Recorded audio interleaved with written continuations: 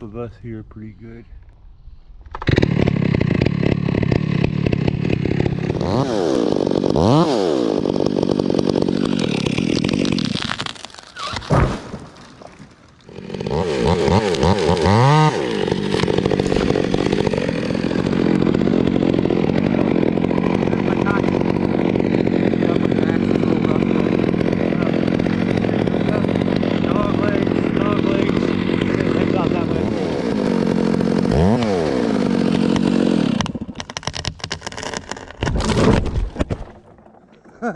So what I want you to do is just go ahead and you're gonna put a notch in facing the back of the trailer, kind of up the hill, you know.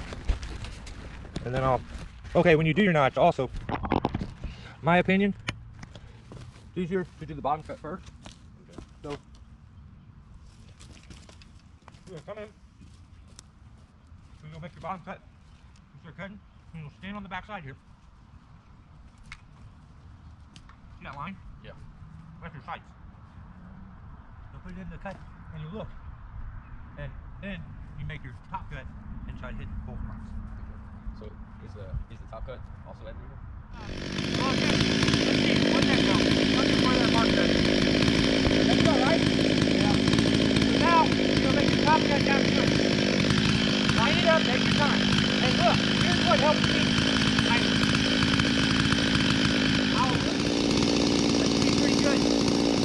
So, when you're cutting a tree down, the absolute worst thing you can do is cut all your hinges. After that hinge is cut up, the tree goes to jump quicker after. Okay, so you may not have heard very clearly in that last clip, but the thing that I explained to him, which is the most important when you're falling a tree, is to make sure that you do not sever your hinge wood completely. Coming into that being slow on the cut, not trying to get in a rush. He makes the biggest mistake that most new guys do. They're uncomfortable, so they look at their chainsaw, they look at their cut, they don't look up at the top of the tree, and they don't look at the guy who's guiding them. So that's the biggest mistake he makes here, and I try to explain to him that right here.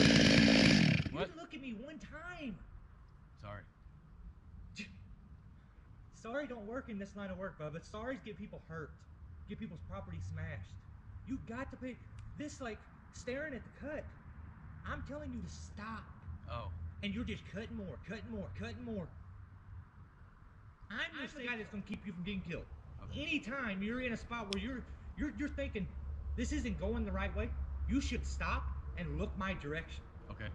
Instead of taking it on yourself, you're gonna get yourself hurt. Okay. Come on. You should have been checking the other side. The other side of the cut. You don't know what's going on over there. You just kept gnawing on the side close to you. Alright, so we go back at it here, and he throws a thumbs up, which I'm telling him to stop because I'm actually afraid that he's cut up on one side and the tree's going to twist. He just keeps hammering on the saw and just made the same mistake again. He gave me a thumbs up like he heard what I was saying, but he didn't hear what I was saying. Your hinge you have cut, and I didn't want to take the risk of that tree spinning and landing on top of you. So I was trying to get you out of there. And instead... So this is my least favorite part of it. I hate doing this stuff. I love to teach. I love to give people opportunities. But when you have to kind of be serious and explain the dangers and like kind of get on to him, he's such a good dude. But I feel like if I'm too soft about the situation, he doesn't understand the importance of it. So I kind of do have to be a little bit rude, and I feel bad for it. But it's and the dangers. I want to give you those opportunities, but when they come out like this. Well, look at how gnarly this thing, it leans. He's back out over this house. Shit. So, there's my hinge, kind of fat. What we need to try to do is take this thing and sneak this whole thing by this hickory and into that hole. So, I'm gonna try to make my cut from that side, and then hopefully Jake gets her over, hopefully. That's good! Oh shit. Last one. So, I understand this is a touchy subject, and I'm sure some of you are going to relate to it and understand, and some of you are just going to think I'm a dick. I get that, and, you know, let me know in the comments. It's the way I was taught, and I'm sorry if it's too much for people nowadays, but it worked for me. So it's the way, it's just how I know. I take everything that I do very, very, very seriously, and I take the danger of it extremely seriously because I want to be able to make it home to my family every night. But yeah, this one, when we move on to the last one, my concern with this is that the tree either breaks a hinge and goes backwards to the house back behind the camera, or as it goes over, one of the limbs lays against the shag bark there to the left, and that it forces the tree to roll. It rolls off. It either smacks that other ash tree over there and hits the house, or it just rolls onto the house, period. So right there, I walked over to Jake to kind of check and see the tension on the tree. It's it's got a lot of tension on it. It's got a redirect. We're working off of a pulley, and it's just, maybe the hinge is still too thick. So I'm going to try to sneak in there, do a little more. Jake starts to get some movement here.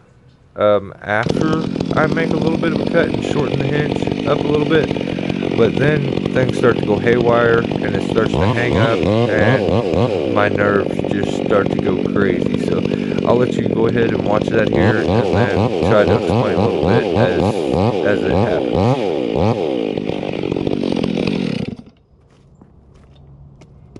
Okay. Take it over.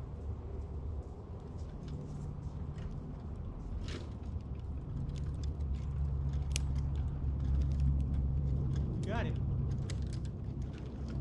Nice. You got it. So I start to think everything's under control, and it stops dead in its tracks and locks itself in the shag bark.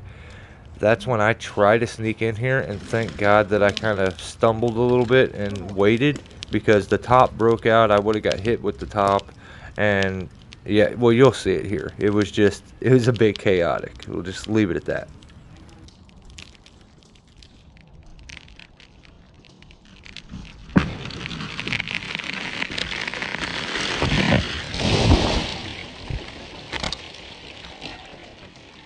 Woo! You see that back limb? That's it. I'll see you when we're cleaned up. Catch you on the next one.